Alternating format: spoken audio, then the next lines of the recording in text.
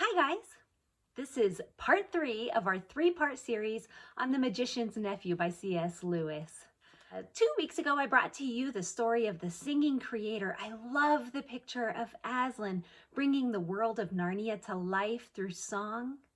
And are we willing to sing along with his song, or are we going to sing another tune and create a cacophony working against him?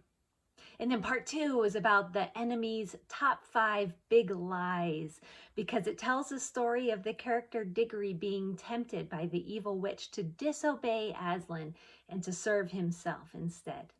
And today, I wanted to talk to you about the tears and truth of our compassionate Savior.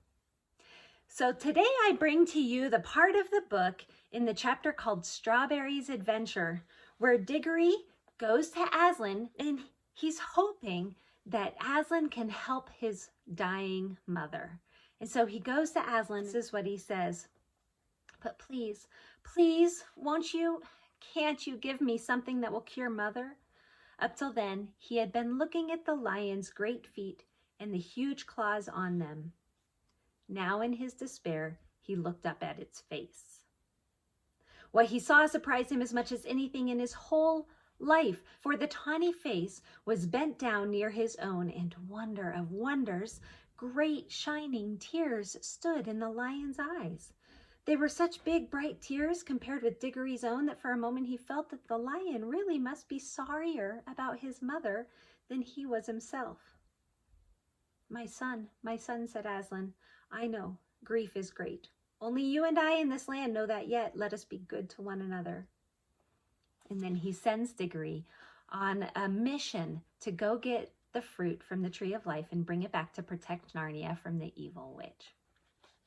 And as Diggory is getting that fruit, and the witch comes to him, as we talked about last week, and she's trying to tempt him to take that fruit for himself and not for the land of Narnia, and not according to the will of Aslan. And he says that he was tempted to take that fruit to save his mom himself. It says Diggory never spoke on the way back after he decided to obey Aslan after all. He was very sad that he wasn't even sure all the time that he had done the right thing, but whenever he remembered the shining tears in Aslan's eyes, he became sure. You see, we have a God who can relate to our sufferings in this world compassionately and with love. He approaches our sufferings with, first of all, truth, and secondly, with tears. And it's the combination of those two things about our loving God that make him the compassionate and gracious Savior who is exactly who we need. We see this in the story of Mary and Martha and their brother Lazarus. This is in John chapter 11. You see, Jesus got word that Lazarus was dying. Then he said, "Okay, let's go to Lazarus." Well, by then, Lazarus had died. So it says in John 11, verse 20, when Martha heard that Jesus was coming, she went out to meet him, but Mary stayed at home. "Lord," said Martha to Jesus, "if you had been here, my brother would not have died. But I know that even now, God will give you whatever you ask." Jesus said to her, "Your brother will rise again." Martha answered, "I know he will rise again, and in the resurrection at the last day." Jesus said to her, "I am the resurrection and the life. He who believes in me will live even though he dies, and whoever lives and believes in me will never die. Do you believe this?" And I love this statement by Martha. She says, "Yes, Lord," she told him, "I believe that you are the Christ, the Son of God, who was to come into the world." And that's the truth that comforts us. This world is broken. We don't have to pretend that the sadness isn't here. It's sad and it's hard and it's broken, but the brokenness of the world cannot touch our God. He is greater than this world, and he is not bound by this world, and that's the truth. And then he goes to Martha's sister Mary. When Mary reached the place where Jesus was and saw him, she fell at his feet and said, "Lord, if you had been here, my brother would not have died." Same thing, right? When Jesus saw her weeping, and the Jews who had also come along with her also weeping, he was deeply moved in spirit and troubled. "Where have you laid him?" he asked. "Come and see, Lord," they replied. And Jesus wept.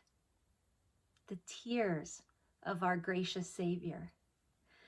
Tears and truth are what make Jesus exactly the Savior that we need. The truth is that our world is broken and He is not, and He can fix it. The truth shows us His power, and the tears show us His love. You see, the tears and truth of God are what help us in our times of suffering. If we only had truth, God's going to fix it. Get over it. There's no comfort in that. If we only had tears, oh yeah, this is terrible. Gosh, this is hard. What a hard world. Well, that's not a complete hope either.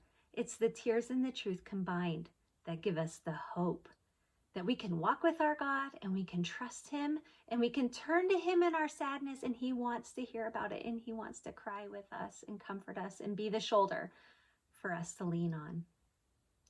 Thanks, guys. This has been your Tuesday Talk and part 3 of the Magician's Nephew series. I hope you guys have a great day.